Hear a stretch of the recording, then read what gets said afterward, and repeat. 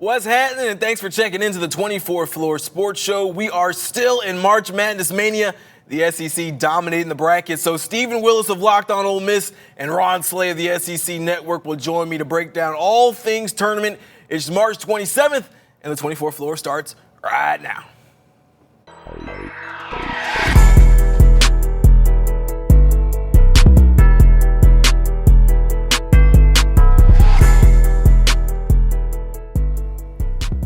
Yes, sir. It's my main man, Stephen Willis, host of Locked On Ole Miss. Good day to talk Rebels because they're still dancing. Steve-O, I know you're happier than a pig in slot right now, man. You got your men's and women's teams in the tournament. You got spring practice going on for football, man. Are you just overwhelmed with all things Ole Miss right now? Yeah, apparently we decided that, hey, we're going to try this high-level basketball thing on and see how it fits. And Coach Yo and the ladies doing an absolutely fantastic job heading out with a game with UCLA. We'll see how that goes. Ole Miss has a game against Michigan State, and I don't think this is a situation like when the Ole Miss last went to the Sweet 16, where Ole Miss fans hoped to beat Arizona. You hoped you would be good enough to beat Mike Bibby and that Arizona team. Ole Miss is only a 3.5-point dog in this game. This is the smallest line out of all of the Sweet 16 games. And I think Ole Miss probably needs to go in expecting that they can get a victory in this game, because I think if they keep playing the way they are, they held over 20-point leads against Iowa State and North Carolina. If they keep that momentum going, Michigan State's going to have a dogfight on their hands. Yeah, certainly one of the hottest teams in the NCAA tournament right now. You bring us to our big idea. Let's go ahead and jump into it. We've made it to the second weekend of the tournament. Ole Miss find themselves still on the dance floor in the Sweet 16 after knocking off North Carolina and Iowa State. Already on its deepest tournament run since 2001. That run, too, ended in the Sweet 16. But like my man Stephen Willis says, there is a lot of belief in this Rebels group. So don't say that to Chris Beard's group. It's just about these players. I mean, we got guys that have played 4 and 5 years of college basketball and given everything they could have possibly given, and just haven't played in the NCAA tournament yet. So, and we felt that pressure. We were kind of a, win or bust team. Like we set the objective really high. We want to go in the tournament. We want to have a good seed. We want to be one of those teams that has a chance to win the tournament. And, Ole Miss winning the tournament, I don't know. Probable? No. Possible? Absolutely. I tell you what, Coach Beard's one of those guys, like he just kind of, he's one of those guys you think you want to run through a wall for, and I think this Ole Miss Rebels team has kind of adopted a lot of what he brings to the table. Friday, they're going to take on Tom Izzo and Michigan State, the 2 seed. First, Stephen, what have you thought about what the Rebels have already accomplished thus far? I think they're ahead of schedule, honestly, as far as the Chris Beard build. We thought that Ole Miss might be able to make the second weekend, but it wasn't a guarantee early in the season. I mean, Ole Miss kind of got whipped pretty good against Mississippi State, whipped pretty good against Memphis. We knew that the NCAA tournament was going to be all about matchups, and if you got the right matchups, you could probably advance. And I thought going into this tournament, the way it was set up, if Ole Miss made it past the North Carolina game because of the eliteness that they have in their backcourt, I thought that Ole Miss could make a little bit of a run. I thought they matched up pretty well against Iowa State. Now against Michigan State, it's going to be interesting, but it's not going to be interesting in the fact that you need Sean Padula and Juju Murray and Matthew Morrell to really show out. I don't think this is going to be a guard game. I think this is a game where Malik Dia, this is why he got recruited to Ole Miss. Malik Dia, with his ability to play bully ball, with his ability to kind of stunt the rebounding advantage that Michigan State has in this game, this is the reason that Malik Dia got recruited to Ole Miss. Yeah, I think that's an excellent point. Malik Dia has been so good this year. You didn't know if he was going to be like the guy. I think we all came into the season expecting it to be kind of Matt Morrell and Sean Padula's team. Morrell certainly coming back after having tested the waters of the NBA draft last year. But Malik Dia's ability to kind of play whatever way Ole Miss really needs him to play has been really impressive thus far. To your point, he can play the bully ball inside. He can rebound really well. But he's also really good in kind of that high post area where he can be allowed to make some decisions. He can put the ball on the floor a little bit. He can shoot from the outside. You've got to respect him. So I don't think Michigan State will be allowed to kind of pack things in because of what Malik Dia brings to the floor. Ole Miss not necessarily a superb three-point shooting team, but certainly one that is respectable. I think Padula as well as Morrell have been playing pretty well. But in your mind, what's going to be the biggest X factor for this team? Will it be the rebounding battle, or will it be something else? The rebounding battle is always big. I think that Ole Miss needs to not win when they lose the rebounding battle. It just needs to not be by more than 10. Okay. Like Florida and Auburn, just kind of when the games that got out of hand, it was because they mauled them on the boards. But I think the low-key thing in this game is going to be like DN, Dre Davis, and Jamin Brakefield. If they can provide enough of an offensive spark against the big guys against Michigan State and force defenders to help, and make it to where Ole Miss can pass the ball out and get opening looks with Matthew Morrell and Sean Padula, that's when this offense is going to really start clicking. But I do think this has a chance to be a major league rock fight.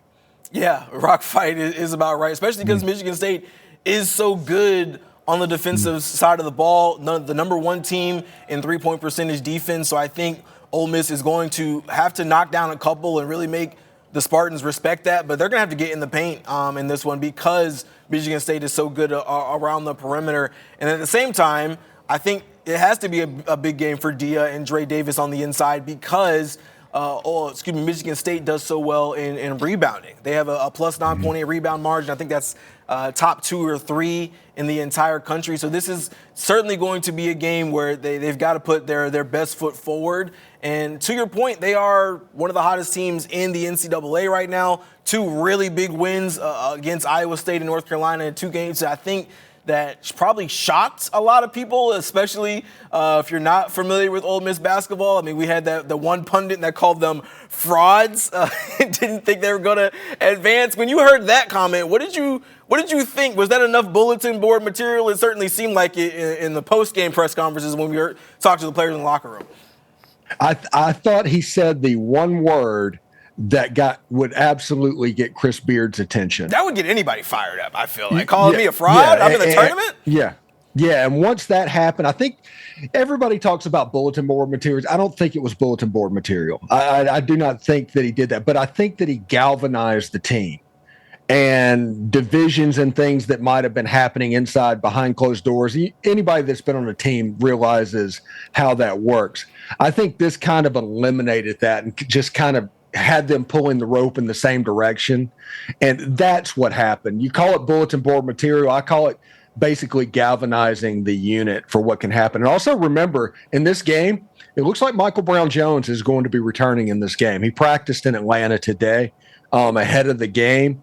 And that is 5 more fouls with a physical Michigan front court. That is the ability to where you're not worried about Malik Dia or Jamin Brakefield getting 2 fouls early because you have extra fouls on that bench that you can handle in your rebounding battle. Certainly need bodies. I think this is a team in Ole Miss that we feel has pretty good depth, and I think depth is going to play a big part really for any of these teams that are still able to play, because you are going to get in those situations where somebody's got an early foul trouble or sometimes you just need a blow, right? Because these guys have been playing for so long up until this point.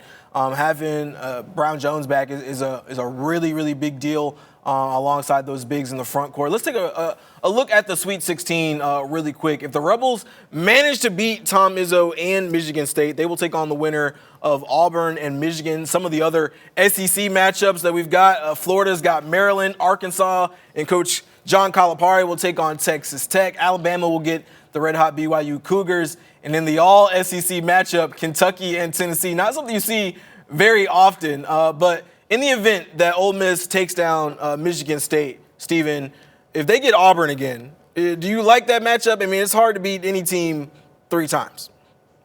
It'd be 4 times Auburn has to beat Ole Miss, yeah. And honestly, if you go back and look at that SEC tournament game, Ole Miss didn't shoot. They were 4 for 23 from three. If Ole Miss would have just made some three-point shots, because they were having open looks, they got open looks in that game and just didn't knock them down. They could have won that game. They played extremely well. I do not think that even Auburn, I think Auburn would even admit they do not want to play Ole Miss a fourth time. It's because even if you win that game, you're expected to win that game, and it's going to be so hard to get those kids up over a team that you've beat 3 times this year. And Michigan is not a very good matchup, honestly, for Ole Miss with those big Twin Tower bigs going through. That was the one that probably makes me more nervous. But I guess it's a one step at a time type deal, because you're dealing with the Hall of Famer and the Michigan State Spartans, and in a rare feat, Ole Miss is going to go up against Jace Richardson in this game, but his dad played for Tom Izzo in the 1999 tournament when Michigan State won the game. So Ole Miss will actually play father-son in the NCAA tournament, which is a pretty good feat for a team that's on about their 12th game. Yeah, certainly you look for all those little fun facts, the little game within the game, the story within the storyline kind of things when you get into this NCAA tournament. Yes, this will be the second time that Ole Miss has played Michigan State ever, which I think is kind of interesting. And that was on a run that Ole Miss was back in 1999. So when you're talking about Chris Beard, he's now taken 4 separate programs to the NCAA tournament. First time Ole Miss has even been in it since 2019. In your mind, what has Beard's impact on the program been, in your opinion? I know you said they were ahead of schedule. Why do you think that is?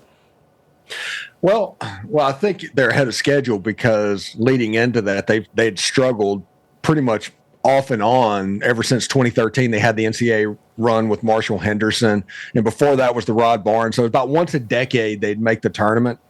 So I figured after Kermit Davis and the hole that they were in, it was going to take a little bit of time. It just was. In year 2, not only making the NCAA tournament, but making the Sweet 16 and defeating 2 top 5 programs along the way. That's ahead of what is expected. Ole Miss has never beaten 2 top 5 programs in a season. So that's the reason I say that they're ahead. Now, Chris Beard, with what they can do, I do think that Chris Beard has Ole Miss on a similar trajectory as Bruce Pearl, what he did at Auburn. And the difference is Chris Beard has the transfer portal now, and it can be happening faster. Bruce Pearl had to do it over multiple years before the portal. So I do think Chris Beard, if he stays at Ole Miss, and especially if Ole Miss were to win the game against Michigan State and have an Elite 8, I think transfer portal recruiting, I think high school recruiting is going to take off. And all of a sudden that beautiful new building that they have on campus at the Pavilion, that becomes a major asset and thing that they can look at. And with the Rev Share and the Grove Collective doing their thing, I think a lot is in place for Ole Miss to make a little bit of run in basketball, especially men's and women's, because the rumor is Coach O's doing some work right now in the portal. Yeah, come to the SIP, certainly sounding better and better to a lot of college basketball players, both on the men's and the women's side. For Chris Beard, you're going into year 2. You win 20 games last year, so I think even then you were a little bit ahead of schedule getting to that 20th win. You get him into the NCAA tournament this year, 24 wins on the year. What we've seen both in basketball and in football and really all these sports now is because of the way the transfer portal works, it can be instant impact. Year over year, you don't have to wait, multiple years in a row to kind of get a team that can be competitive. And I think what we've seen with the Grove Collective and everything that Ole Miss is able to bring to the table, especially on the football side, as long as Chris Beard continues to have success, it's going to be real easy for a lot of these teams to slide, or excuse me, a lot of these players to kind of come and be interested in what Ole Miss has to offer. Because at the end of the day, a lot of these cats, they just want to get into the NCAA tournament, man. A lot of them have played for so long. We heard it in that soundbite that Chris Beard had, was they've got so many of these guys who have played in their 4th and 5th year but hadn't had a taste of the tournament. And now you have a potential to not only make a Sweet 16, which I think, to your point, is already an ahead of schedule kind of thing. But if they can get to an Elite 8, they could potentially get to a Final Four. You're talking about big time eyes on the Ole Miss program, and one that's been really a university in an athletic department that's already kind of been on the rise. In your opinion, Stephen, what is the cap I guess. I don't know if cap is the right word. Do you feel like this might be the end of the rope for Ole Miss, or is a Final Four berth kind of in your bracket? Is it busted? No, I said before the tournament, no joke. Everybody can check out my bracket, or if you need to say it, I had Ole Miss in the Elite Eight. Okay. Seriously, a rematch with Auburn. I just felt like that was a thing of destiny, and we'll see how it goes. Because, like I said, if Ole Miss beats Michigan State on Friday night, Ole Miss becomes the story of this tournament. Yeah. They become to what Florida Atlantic, the George Mason, all of that. And they go into a game against Auburn and Michigan with all the momentum, and weird stuff happens in this tournament all the time. And if Ole Miss gets that game, if Ole Miss were to get that game, all of a sudden you have a week of everybody talking about that program. I'm telling you, what Chris Beard has done to Ole Miss basketball in the last week, if you look at the video count of what I have going on this week, I have not touched a football story this week. It Which has is been rare all for you. basketball. Very rare for you to not all touch a football story at Ole Miss. Yeah, all week touching nothing but basketball, and I'm getting 4,000 views per video going on. So we always joke, is like, hey, we're basketball school now. Yeah, we're going to try this on and see if it fits. Yeah, shameless plug for Steven there, the host of Locked On Ole Miss. Make sure you check out all his stuff on YouTube, on Spotify, wherever you get your podcast. I know we are waist deep in March Madness, but in the SEC country, it is kind of always football season, even though, to your point, Steven, you guys are a basketball school these days. What can you tell us about what is developing in Oxford for Rebels? We are in the second week of spring football. Well, I will say this, and if you look around college football, they've de-emphasized spring football. So basically what spring ball is about one-on-ones, individual players, and basically roll call.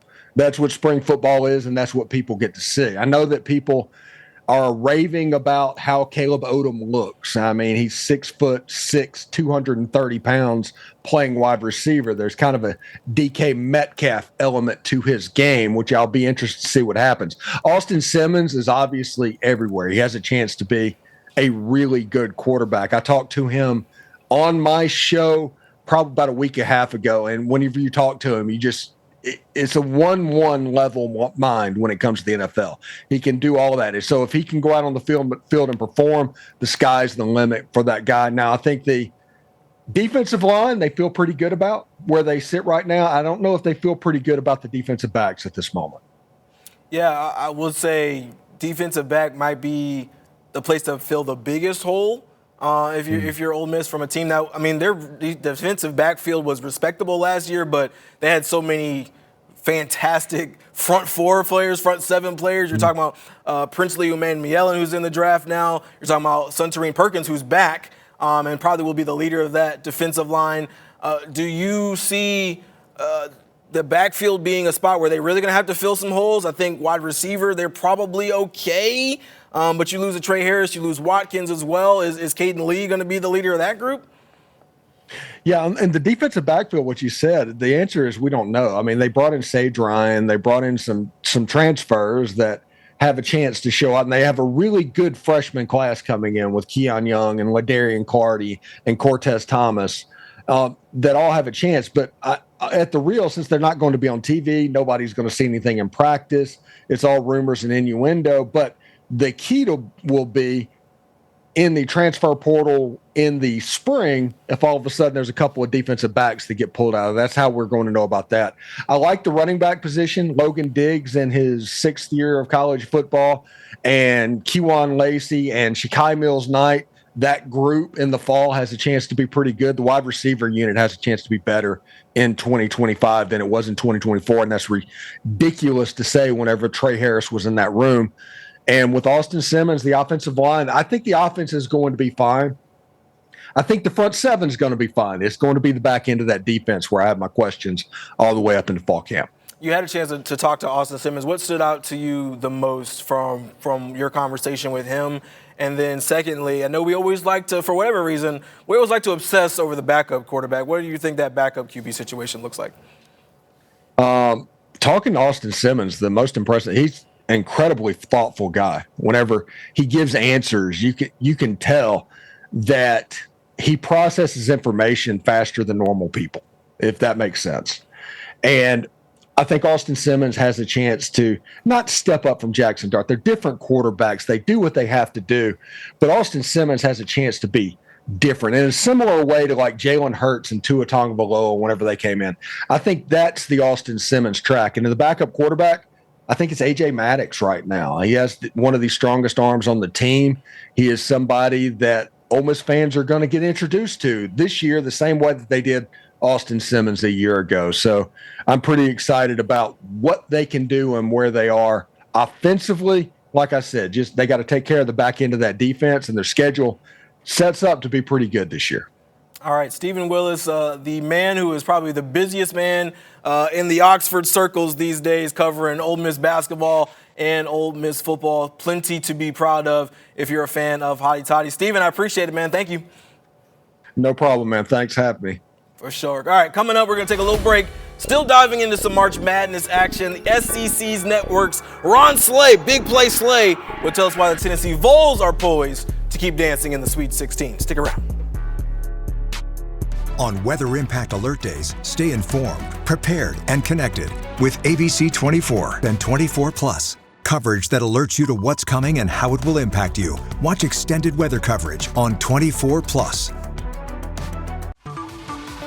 The 24 Plus TV app, streaming 24/7 local news from the team you trust on your time. Rain showers through the day today, and we're starting. Track how the weather will impact your day. Rain coming in tonight into tomorrow. Extended, continuous coverage of breaking news, live from the scene. Go deeper with in-depth interviews and exclusive reporting. All the local news you need, live or on demand. 24 Plus, complete coverage of your local news, weather, and more. Here comes our first batch of rain. Some severe thunderstorms and even several tornado warnings. I think the bigger issue is going to be the wind gusts. So you start getting some branches knocked around. You could definitely see some power outages today. Those storms could pack a punch. It's not just the thunderstorms, it's the fact that this low pressure is so strong. It's how big that storm system was. On Weather Impact Alert Days, stream extended coverage on 24 Plus. Download on your TV and watch for free. When news breaks, watch 24 Plus. See the story as it's happening. Be on the scene faster than ever before. Live updates from the team you trust. Stream breaking news on 24 Plus. Download free on your TV now. On Weather Impact Alert Days, stay informed, prepared, and connected with ABC 24 and 24 Plus. Coverage that alerts you to what's coming and how it will impact you. Watch extended weather coverage on 24 Plus. The 24 Plus TV app, streaming 24/7 local news from the team you trust on your time. Rain showers through the day today, and we're starting. Track how the weather will impact your day. Rain coming in tonight into tomorrow. Extended, continuous coverage of breaking news, live from the scene. Go deeper with in-depth interviews and exclusive reporting. All the local news you need, live or on demand. 24 Plus, complete coverage of your local news, weather, and more. Here comes our first batch of rain. Some severe thunderstorms and even several tornado warnings. I think the bigger issue is going to be the wind gusts. So you start getting some branches knocked around. You could definitely see some power outages today. Those storms could pack a punch. It's not just the thunderstorms, it's the fact that this low pressure is so strong. It's how big that storm system was. On Weather Impact Alert Days, stream extended coverage on 24 Plus. Download on your TV and watch for free. When news breaks, watch 24 Plus. See the story as it's happening. Be on the scene faster than ever before. Live updates from the team you trust. Stream breaking news on 24 Plus. Download free on your TV now. As March Madness continues to roll, the SEC still with a lot of teams standing. We talked about Ole Miss, and to give us a little Tennessee Vols perspective, I'm tagging in a former Vol, Ron Slay, radio host for 104.5 The Zone in Nashville, and college basketball analyst for the SEC Network. Ron, I know you're probably itching for Friday, my friend. A lot going on. Yeah, it can't get here fast enough for me, man. I've been waiting and salivating to get after Kentucky, you know, especially after hearing the comments made by Mr. Butler. So I think there's some guys over there in Orange that can't wait to get after this game too. Plus, it's a rivalry on this type of stage. This is what it's about, a little border war right here. A A little border war is right. The Tennessee Vols in the Sweet 16 for the third year in a row. Vols took down Wofford and UCLA to land back in the second weekend. They will see a fellow SEC foe, to Ron's point, Kentucky, for the third time this season, which is something you don't really see, especially when it comes to the big dance. Wildcats won both of the earlier matchups this year. Tennessee led by 2 All-Americans in Zakai Zeigler and Chaz Lanier. Ron, I know you're going to be pulling for your Vols, but what is it about Kentucky that's kind of given them fits so far this year? Well, first of all, it's all about matchups. Once you get in these games, you throw the rivalries and everything out the window, and it's about the matchups. I thought they did a terrific job of being able to keep the floor spaced, and they have a lot of guys that can initiate the offense that are unconventional. So when Lamar Butler is not, initiating the offense, you got a guy like Amari Williams that can bring the ball up as a point forward, point center, however you want to label him, and is really a really good passer. So he's a guy that can initiate, and with those shooters out there, you kind of got to stay home. You got to communicate at a high level, and one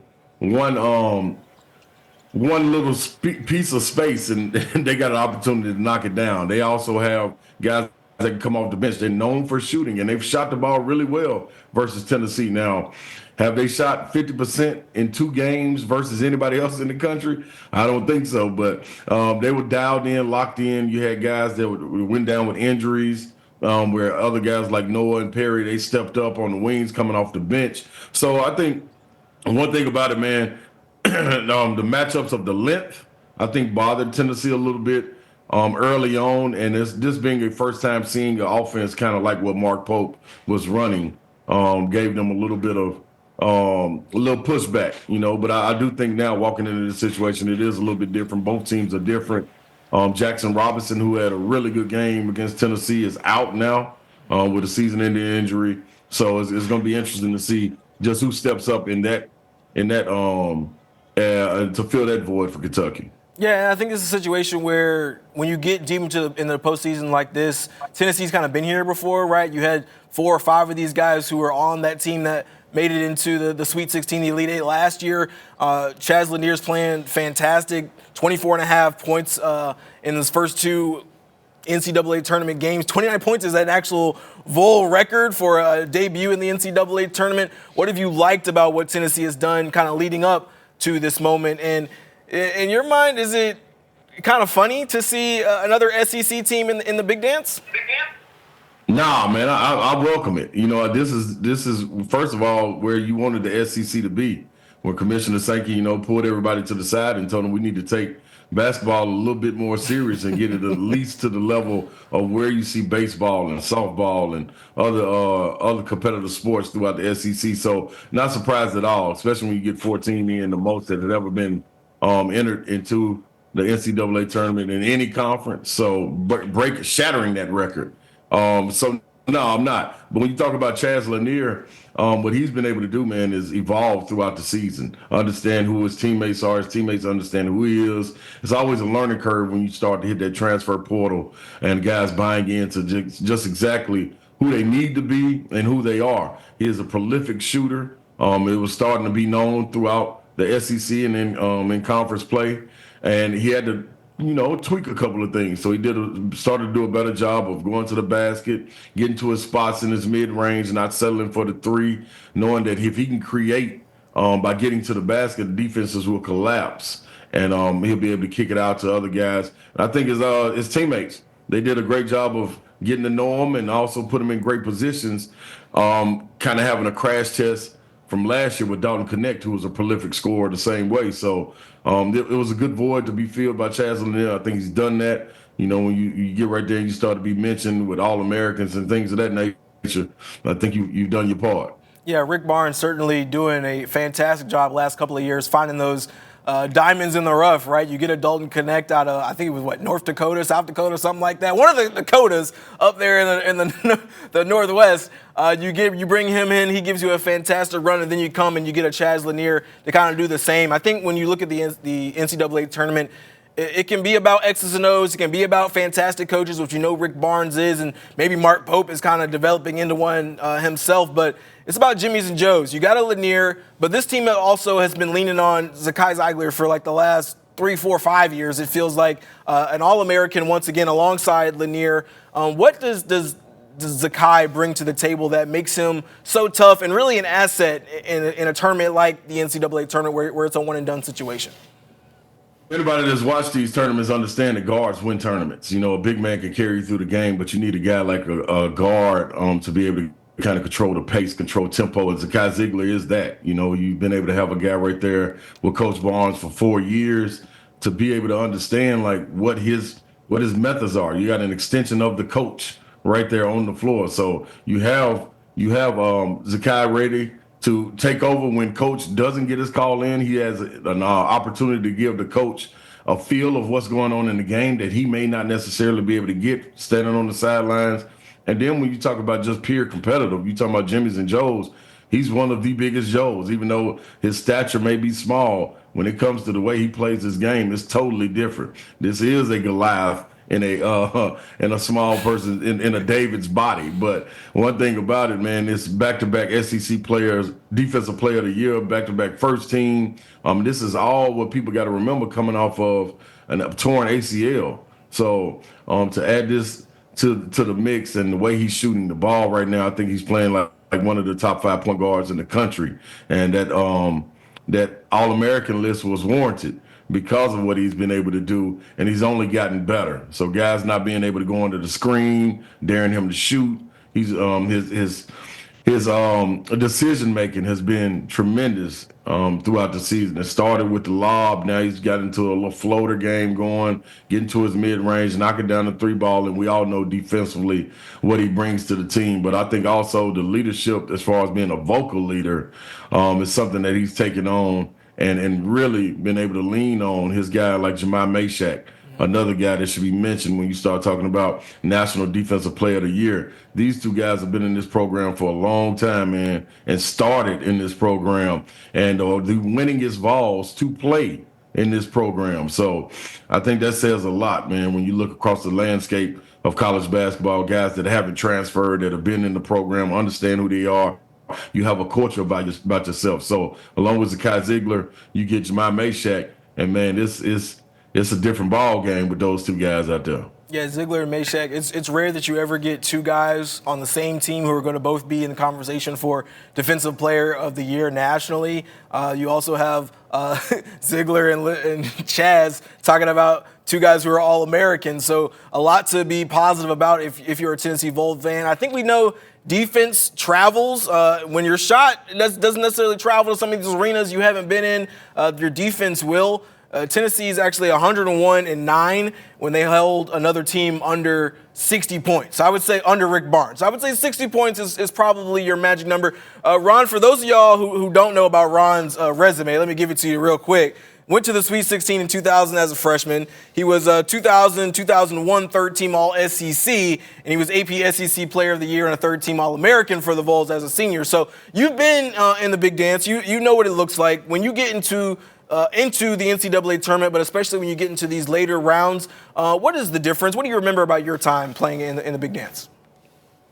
Being able to contain your emotions. It always helps when you got experience and you've been there. And I think that's some of the things that not only the coaching staff, but you get guys like your leaders able to lean on, man, because you can get caught into the glitz and the glamour, the police escorts. You get into the gym, all the media's there for the practice, and it's cameras flicking. You got a certain amount of time, I think 40 minutes to get your shoot around or practice in, and it's all kind of crunched in. So you got to be detailed and intentional about what your time is when you're moving forward in this. And I thought my freshman year when we went into it, man, I was lucky because I was able to come off the bench at that time, and kind of follow the guys. And, we had some good leaders on our team, and Tony Harris, Vincent Yarborough, Isaiah Victor, CJ Black, Charles Hathaway, the list goes on and on. But those guys were there to kind of lead us, and we, in a sense, followed. In the year after coming into it, we kind of knew what to do, going into the NCAA tournament, and knew how to approach our opponent. And I think the biggest thing is learning that you got to go out and swing and be you. It's not necessarily about countering in that initial jump ball. Go out and be you and see what the team does, and then you start to make your pivots and how it goes. But another thing, man, the whoever the underdog is in there, man, that crowd will flip on you. As the favorite, you look up, man, and everybody be cheering against you. You be like, man, we ain't even did nothing to y'all folks. Y'all don't even know us. You know what I'm saying? But it get a little funny like that, man. But it's always a great time. It's one of the best experiences, man, that you will have as a basketball player, and that's from professional level all the way down to pee-wee, man. You just college on this platform is nothing like it, because there's so many people that follow this game, and so many people that have followed the history of it when you get to the NCAA tournament. So it's going to be interesting to see how it played out, but some of the best times of your life right here, and you'll never forget these 3 weeks. All right, let's take one last look at the bracket here. You mentioned the 14 teams from the SEC that are that enter the bracket or enter the tournament. Still 7 teams remaining in the Sweet 16. 43% of the bracket. No conference has ever had that many teams remaining. Ron, I know you know something about the big dance. Auburn plays Michigan. Ole Miss has Michigan State. Florida gets Maryland. Texas Tech gets Arkansas. BYU and Alabama. And then, of course, Kentucky and Tennessee. Does anybody surprise you that they're still there? And who do you see advancing to the Elite Eight in the Final Four from the SEC teams?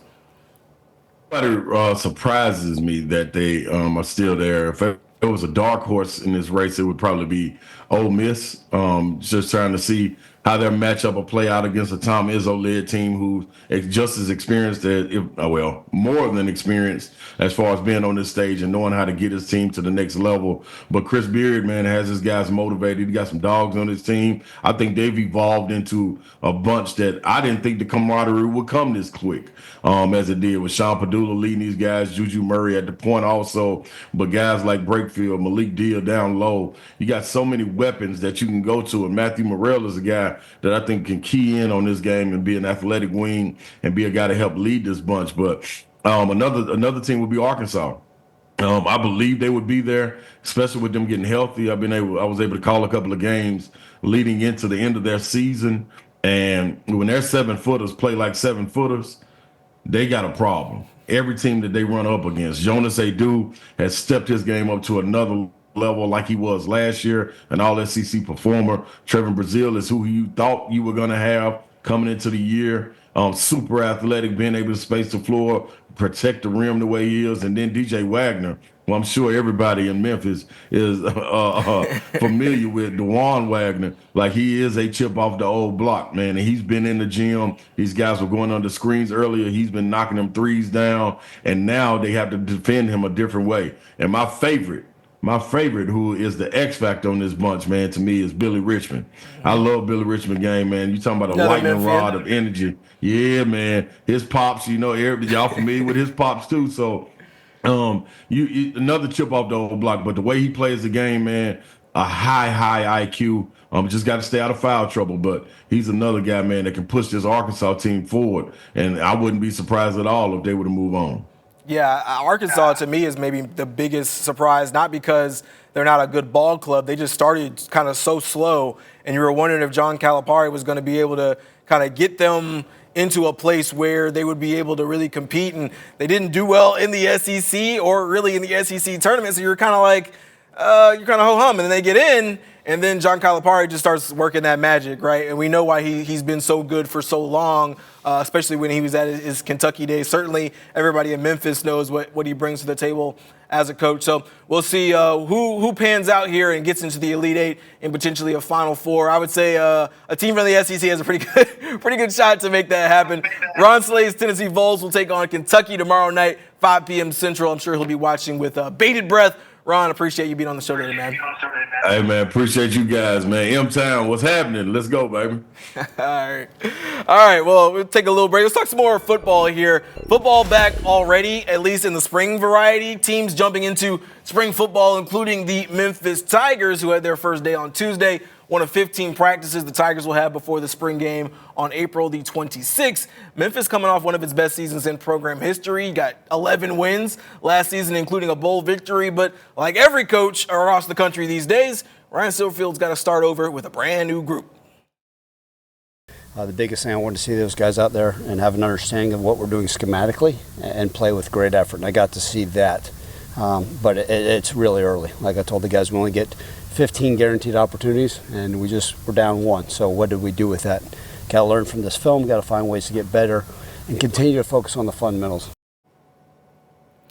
And pro football also back in the Bluff City. The Memphis Showboat season begins on Sunday when they face the Michigan Panthers in Simmons Bank Liberty Stadium. A lot of overhaul for the Showboats, including at head coach. Ken Wisenhunt was initially supposed to lead the team, but stepped away for personal reasons. Instead, it will be Jim Turner as the head man with a roster that is 72% different than a year ago. So they will take on Michigan on Sunday in Simmons Bank Liberty Stadium. That's 11 o'clock. And you can catch a lot of those games on ABC 24. Let's get into the best thing I saw this week. It's actually really the more disturbing thing I saw this week. Not really comforting, especially if you're a Grizzlies fan.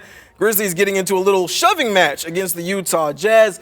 Desmond Bane goes full two-arm shove into Santi Aldama and would look like a pretty heated argument on the sideline, on the bench, and during a timeout. Grizzlies trying to hold the ship together. Just 10 games left in the regular season. They have slid from second to fifth place in the West. They did beat the Utah Jazz by almost 40 points in this game after the shove, or we're assuming it's after the shove. There's no really way to tell when this was in the game, but hopefully the big win is a sign of better things to come. Let's hope this brotherly shove is not an early sign of a flame out in the playoffs.